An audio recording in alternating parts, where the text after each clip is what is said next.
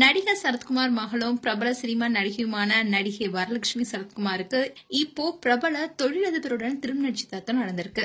நடிகை வரலட்சுமி சரத்குமார் வில்லி, ஹீரோயின், தங்கை, குணச்சித்திர கதாபாத்திரம்னு அசத்திட்டு வந்தாங்க.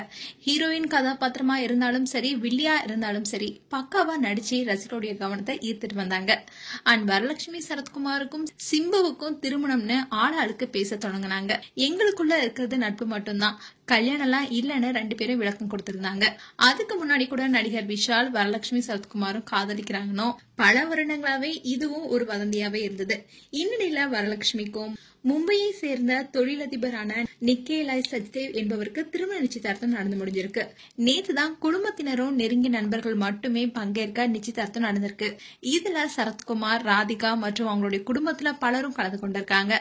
வரலட்சுமிக்கும் நிக்கேலாய் சச்தேவ் இவங்க 2 பேருக்கும் 14 ஆண்டு காலம் பழக்கம் இருந்திருக்கா. இப்போ 2 பேருடைய பெற்றோருடைய சம்மதத்துடன் மோதிரத்தை மாத்தி நிச்சயதார்த்தமும் செஞ்சிருக்காங்க. வரலட்சுமியோட வருங்கால கணவரான நிக்கேலாய் சச்தேவ் ஆர்ட் கேலரி நடத்திட்டு வராரு. நடிகை வரலட்சுமி சரத்குமார், நிக்கேலாய் சச்தேவ் உடைய திருமண நிச்சயதார்த்தம் போட்டோஸும் இப்ப சோசியல் மீடியால வரலாயிட்டு வருது. மேலும் கூடிய விரைவில் உங்களுக்கு திருமணமும் நடக்க இருக்கு.